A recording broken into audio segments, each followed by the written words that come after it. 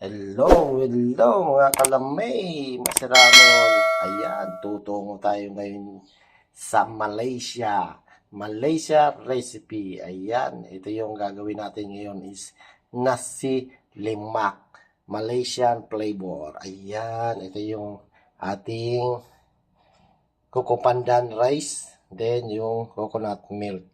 Yung coconut milk, yan ang pagsasabaw natin sa ating rice. Ayan. Then, ito yung ibang mga ingredients mga kasama niyan. Ito yung chicken, nilagyan na natin yan ng salt. Salt lang, tapos pa-fry pa natin yan.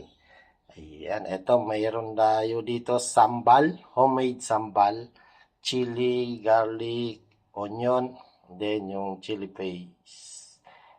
Roasted peanut. Ayan, meron tayong cucumbers para sa side, tsaka ng boiled egg, and then ripe banana. Papry na natin banana.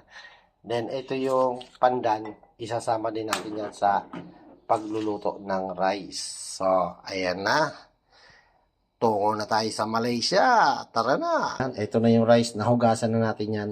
Lalagay na natin yung coconut milk. Yan ang pinakasabaw niyan. Kailangan yung sukat is pantay lang sa ating rice. Yung sukatan dito. Yan. 2 cups ng ating rice. Tapos, 3 cups ng ating coconut milk. Ayan. Pakukulan natin yan. Parang nagsaing tayo ng ordinaryong rice. Ang kaibahan lang is coconut milk ang ating sinama. Lagyan na natin yan samahan natin yan ng pandan para magpampabango. Pandan leaves. Yan, lamig. Cook na natin yan. Oil natin, unahin natin yung ripe banana. After na maluto natin yung banana, yung chicken. Fried chicken para sa ating Malaysian.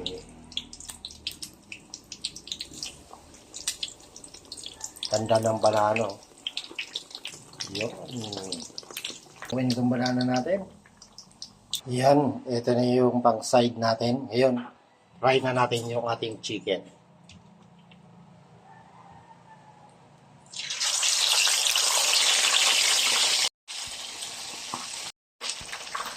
Ayan, 2 minutes na luto na to. Split platings na tayo. Ito naman yung ating rice pandan. Ayan o. Ayan, platings na tayo.